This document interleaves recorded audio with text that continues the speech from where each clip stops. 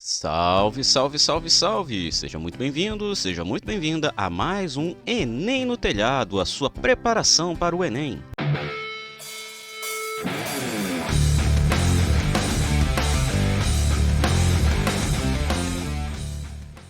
E hoje nós damos prosseguimento aos nossos estudos sobre mecânica, mecânica clássica, que é assim uma das partes que mais caem no Enem, né? Nós vamos hoje falar sobre trabalho e energia. Isso, trabalho e energia. Então é um módulo aí bem interessante. Lembrando que já temos um vídeo aqui no canal falando sobre energia. Então aconselho que você dê uma olhada nesse vídeo. Tá? Lá eu explico como é que funciona a questão da energia, a conservação da energia, né? É muito importante você ter isso em mente sobre a conservação da energia.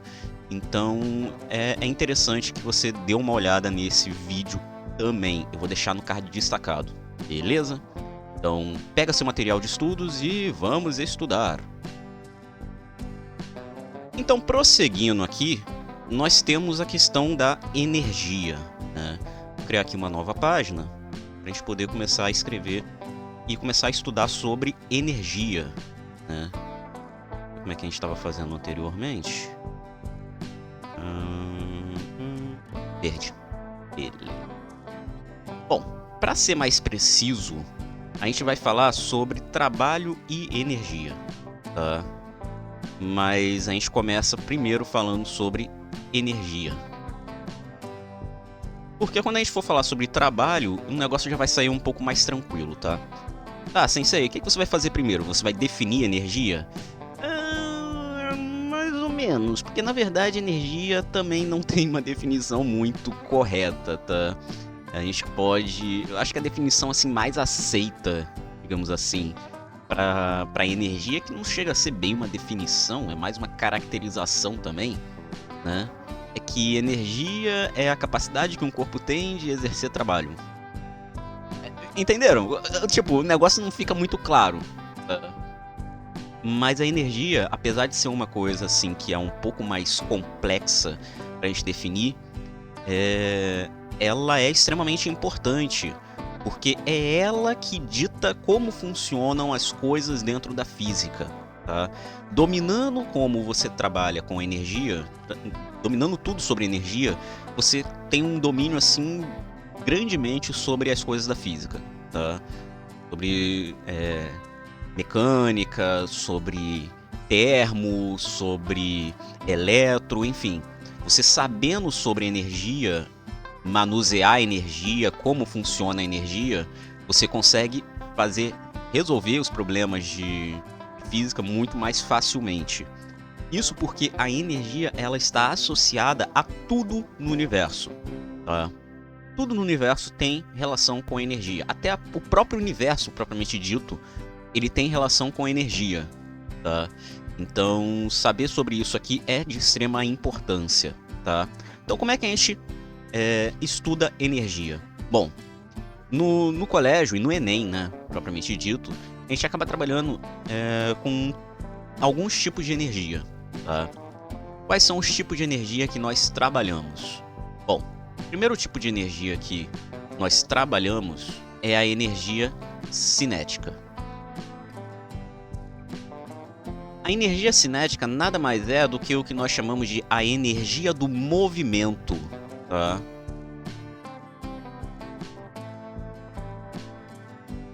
O que isso quer dizer? Isso quer dizer que a energia cinética é uma energia associada a movimentos. Toda vez que você tem um movimento, a energia cinética vai estar ali presente, tá? Se não houver um movimento, a energia cinética não vai estar presente? Não vai estar presente. Tanto que a fórmula da energia cinética, inclusive é uma fórmula não dedutível. O que é uma fórmula não dedutível?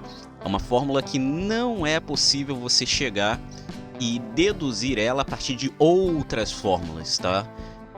A fórmula da energia cinética, ela é uma fórmula empírica, tá? Ela é dada justamente pelo produto da massa pela velocidade ao quadrado dividido por 2. Tá? Então a energia cinética ela tem essa fórmula aqui. Perceba que aqui já está dizendo para você o caráter da energia cinética, que de fato ela tem a ver com movimento. Por quê? Porque aparece aqui a velocidade. Nós sabemos que velocidade só acontece quando existe movimento. Tá? Se não houver movimento, não há velocidade. E o que é a velocidade? É a taxa de variação do espaço ao longo do tempo. Ou seja, para falar de energia cinética, temos que falar de movimento. Se não houver movimento, não há energia cinética, então a energia cinética ali é zero. Né? Então isso é bem simples para você conseguir compreender. Ok? Beleza. Então a energia cinética é isso. O segundo tipo de energia que nós temos é a chamada energia potencial.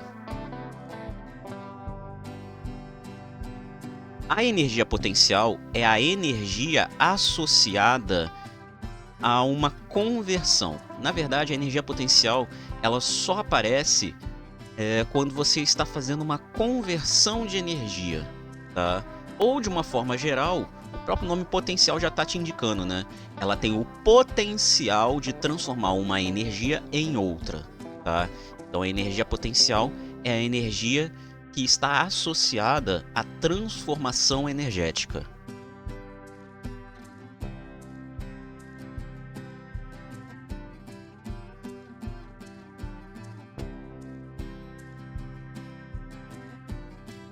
Então isso é a energia potencial. E aí aqui a gente tem que deixar bem claro que a energia potencial ela tem subtipos, tá? Dependendo da situação que você está trabalhando. O primeiro subtipo, que é o mais comum da gente conseguir ver, é o que nós chamamos de energia potencial gravitacional.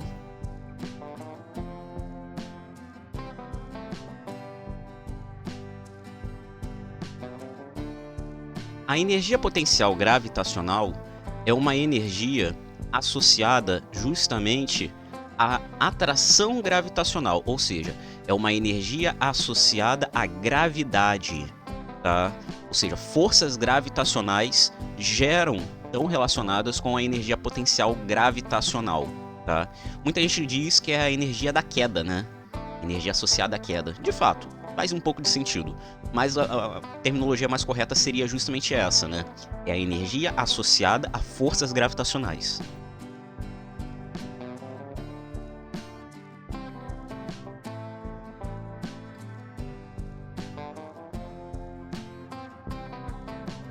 E a fórmula geral da energia potencial gravitacional, eu uso a letra U, tá, gente? Tem gente que usa o EPG, enfim. Eu uso o G para representar a energia potencial gravitacional. É dada pelo produto entre a massa, a gravidade e a altura ou a distância, tá? Por quê? Porque está associado justamente à interação gravitacional. Interação gravitacional, ela só acontece quando você relaciona grandes massas, né? Você tem uma massa muito grande, você tem uma massa muito pequena, ou duas massas muito grandes, elas interagem gravitacionalmente, né? Ou seja, você tem que ter ali uma distância associada. Então você tem aqui justamente essa relação mgh, tá? Então se você tem um corpo em queda livre, por exemplo, ele tem uma energia potencial gravitacional associada à altura que ele se encontra, tá? Então você tem essa situação aqui da energia potencial gravitacional. E aí vocês podem perceber aqui que realmente tem relação com as forças gravitacionais, porque aparece a gravidade aqui, né? Então isso fica bem claro aí para vocês, tá? O segundo tipo de energia potencial que existe é o que nós chamamos de energia potencial elástica.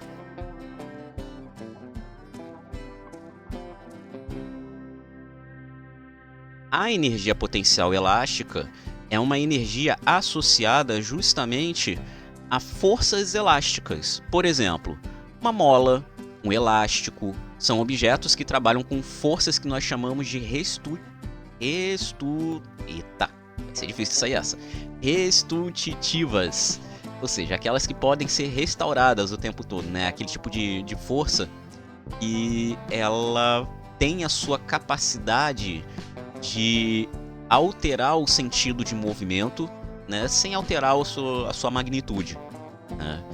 Então, é a energia associada a forças elásticas.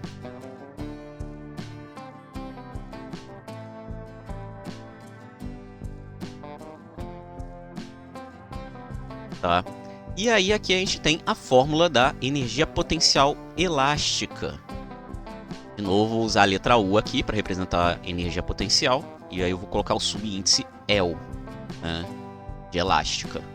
E ela segue uma lógica bem parecida com a energia cinética, tá? Ela vai ser dada por um K vezes x ao quadrado sobre 2. Tá, sensei, o que é esse bando de coisa aí? Quem é K, quem é x, por que é sobre 2, enfim.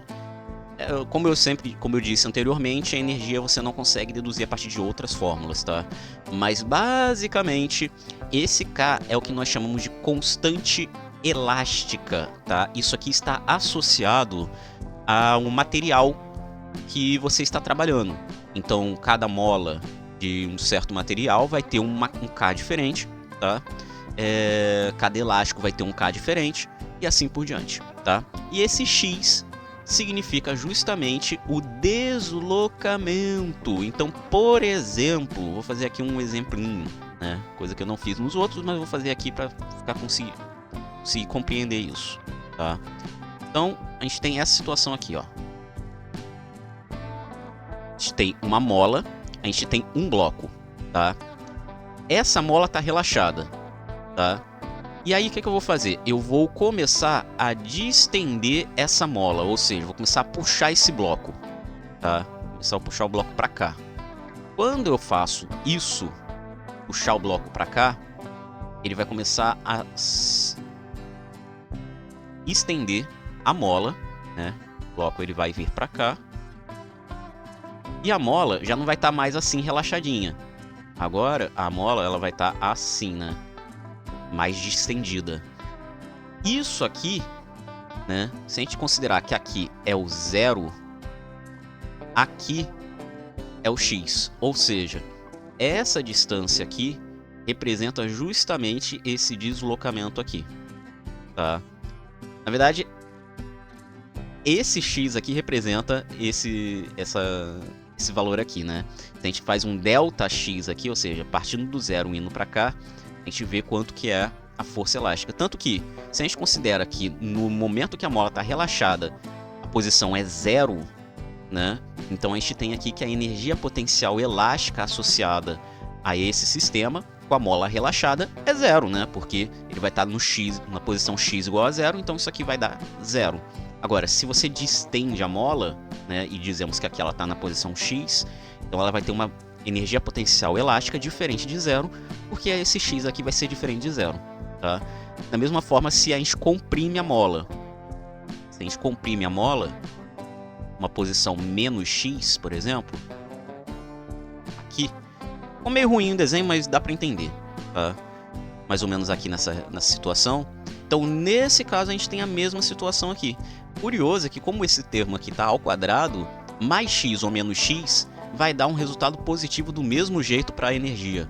E de fato, não existe energia negativa, tá? A energia vai ser sempre positiva. Então isso aqui garante, esse ao quadrado garante esse tipo de situação. Inclusive, se a gente pega e analisa, por exemplo, a energia cinética, esse V ao quadrado garante a positividade dessa energia, tá? Porque a velocidade ela pode assumir valores positivos e negativos dependendo da orientação que você está trabalhando. Mas se você bota um valor negativo aqui, número negativo elevado ao expoente par vai dar um número positivo. Então essa energia sempre vai ser positiva, tá? Nunca vai ser negativa. Mesma coisa aqui, tá? Então isso vocês têm que ter em mente, ok? Então nós temos aí a energia cinética, nós temos a energia potencial, com dois subtipos, energia potencial gravitacional e energia potencial elástica. Existe mais tipo de energia potencial? Na verdade, existe, né?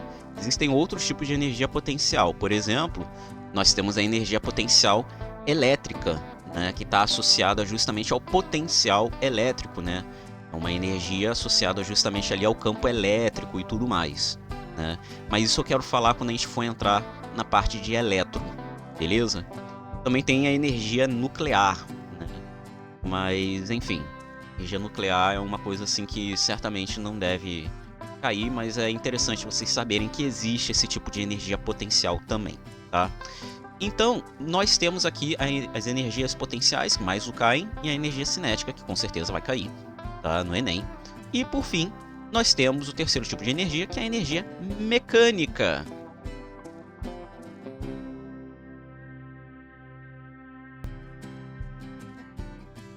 O que é a energia mecânica, Sensei? Bom, a energia mecânica nada mais é do que a energia associada ao trabalho. Sim, ao trabalho. Que é a próxima parte que a gente vai estar falando aqui, tá? A energia mecânica nada mais é do que a energia que vai estar realmente relacionada com o teorema do trabalho e energia, tá? Então, se a gente for justificar aqui o que é a energia mecânica, a gente pode escrever justamente isso, né?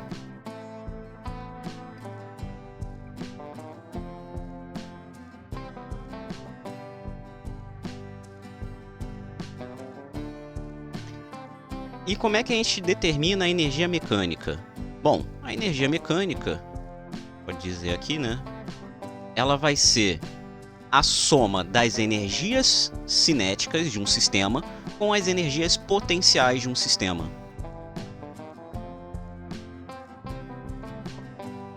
Esse símbolozinho aqui, gente, esse Ezinho aqui, isso aqui se chama somatório, significa que eu estou somando um bando de coisa, tá?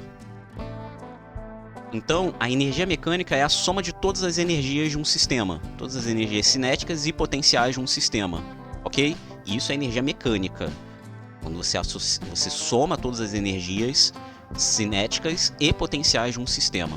E aqui eu vou abrir aqui um parênteses para vocês, que existe também a chamada energia térmica. Nada mais é do que o calor, mas isso também eu vou falar quando a gente entrar na parte de termo, tá? Quando a gente for falar sobre termo, aí eu falo sobre calor. E vai ser uma coisa rápida até, pra falar a verdade. Termo não é uma coisa que cai muito assim no Enem, além das transferências de calor, né? Os processos de transferência de calor. Raramente cai alguma coisa assim muito pesado sobre termo. Eu acho que eu só lembro de umas 2 vezes que caiu um exercício de termo que envolvesse, por exemplo, ciclos, né? Máquinas térmicas, ciclo de Carnot, ciclo de Otto e coisas assim, tá? Então, nós temos aqui justamente a nossa energia mecânica. Beleza, Sensei. E agora? A partir disso, o que a gente faz? Bom, antes disso, eu tenho que deixar aqui uma observação, tá? A energia é uma grandeza conservativa, tá?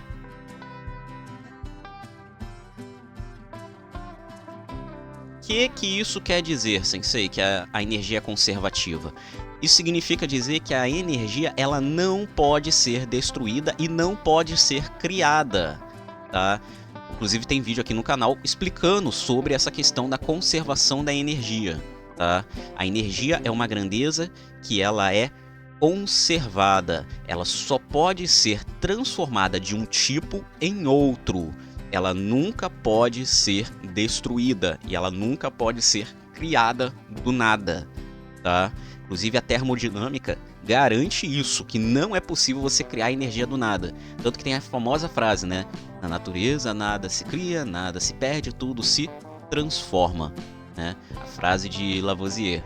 É justamente para justificar essa questão da energia, que a energia ela é conservativa. Tá? Então segue a mesma lógica do momento.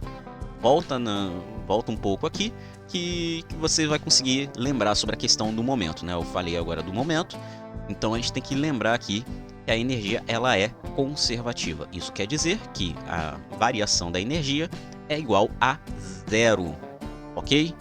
Então isso que vocês têm que ter em mente, beleza? Ok. A partir disso, a gente pode ir para a segunda parte, que é justamente a parte do trabalho, né? Então a gente vai agora para trabalho.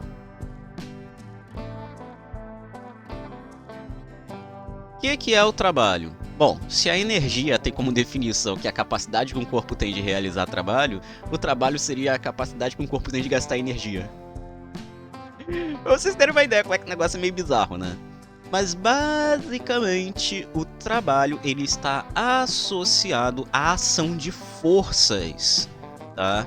Quando você tem forças atuando sobre um determinado corpo, determinado sistema, você vai ter ali a ação dessas forças. Se ela produz algum deslocamento, vai existir trabalho, ok? Então, trabalho está associado à ação de forças em um sistema que produzem deslocamentos.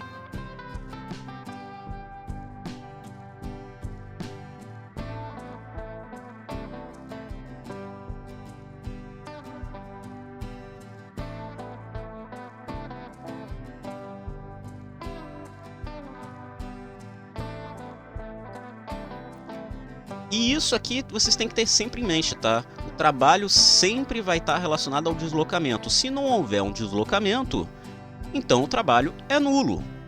Isso que vocês têm que ter em mente, tá? Se não há deslocamento, não há trabalho. Ok? Beleza. E aí a fórmula geral do trabalho, né? Tem gente que usa W, tem gente que usa tal. Eu gosto de usar a letra tal, tá? Que é essa letra grega aqui. Eu gosto de usar essa letrinha grega aqui para representar trabalho. Mas tem gente que usa W, tá?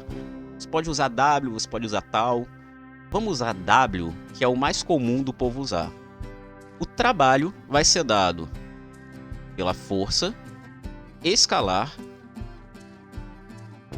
deslocamento. Perceba que, olha só, eu botei esse símbolozinho aqui, esse ponto aqui no meio. Isso aqui significa que é um produto escalar. Isso quer dizer que quando você pega dois vetores e multiplica eles entre si, o resultado final não é um vetor, mas sim um número. Então, o trabalho é uma grandeza escalar, não é uma grandeza vetorial. Vocês têm que ter em mente isso. Trabalho é uma grandeza escalar, não uma grandeza vetorial. Ou seja, você não pode representar trabalho através de um vetor. Beleza? Assim como a energia também é uma grandeza escalar. Então, você tem aqui o trabalho dado por F escalar D, né? Ou se a gente pode reescrever isso aqui na forma modular, né? Ou seja, sem trabalhar com vetores, o trabalho vai ser dado pelo produto da força pelo deslocamento vezes o cosseno de θ. Tá? As duas coisas é a mesma coisa, tá? As duas fórmulas aqui são válidas. Vamos ver aqui um exemplo para conseguir compreender essas fórmulas, tá?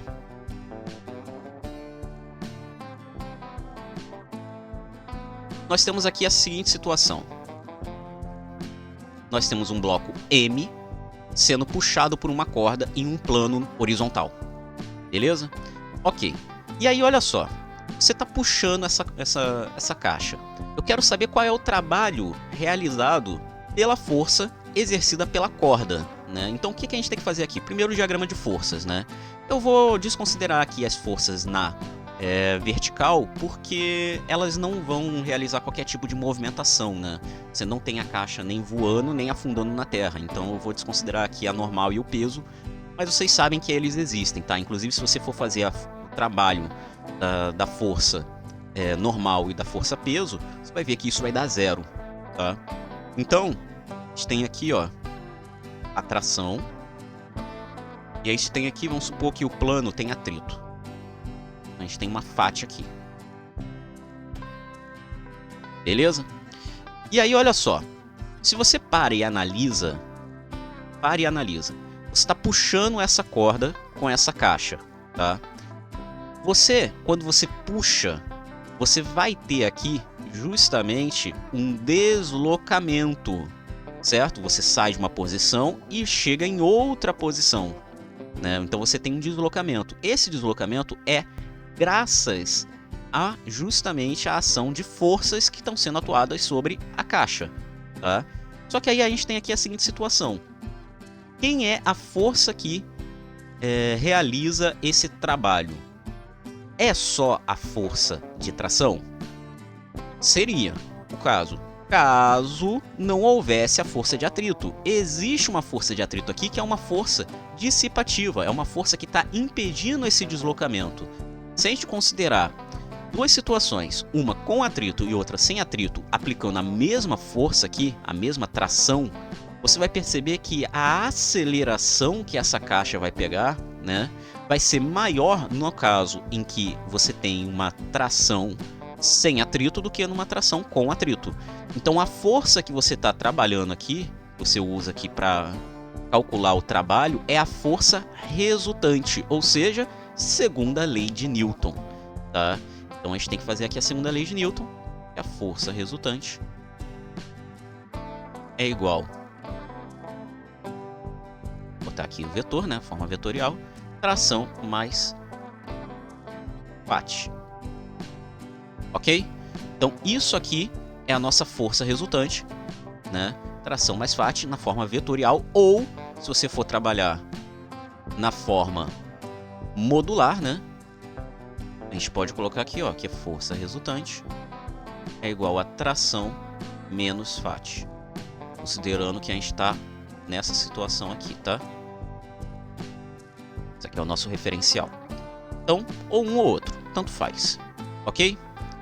E aí, olha só, você tem um deslocamento. Vamos supor que essa caixa ela se moveu com uma distância D igual a D.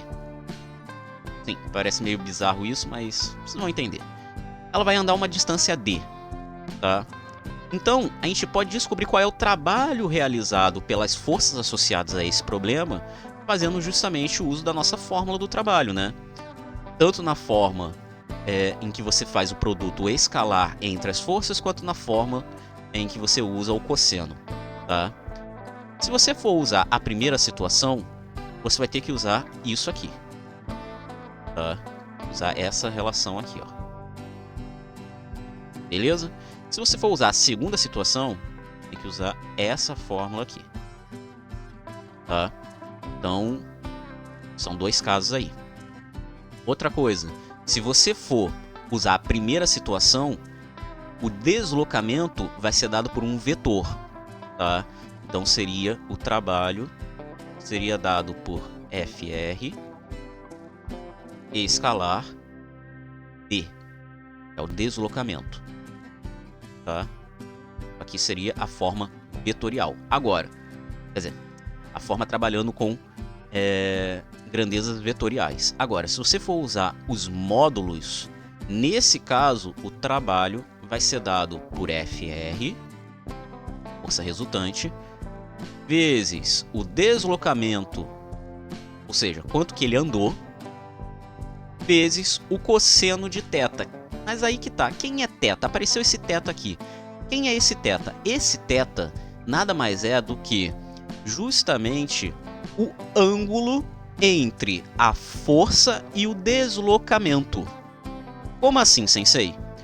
Olha só, se a gente for fazer aqui, isso aqui é uma soma, né? Esse FR é uma soma. Então significa que eu estou somando a tração com a Fat. Se a tração é maior do que a Fat, significa dizer que o deslocamento está para cá, certo?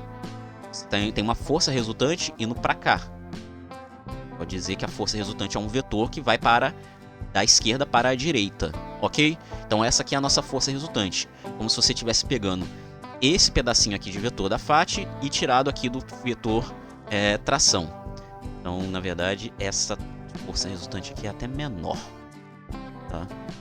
Pronto. Assim fica melhor. Então, você tem aqui essa força resultante. E aí, olha só, para onde que está o deslocamento? O deslocamento está na mesma direção que essa força resultante, tá vendo? Então, o deslocamento, olha só que coisa interessante. O deslocamento aqui está apontando para cá. Esse aqui é o nosso vetor deslocamento, né? Tá indo da esquerda para a direita. Então, qual é o ângulo entre essa força e esse deslocamento? Esse ângulo aqui vai ser zero, porque os dois estão apontados para a mesma direção e mesmo sentido. Então, o ângulo de inclinação aqui é zero. Então, cosseno de zero.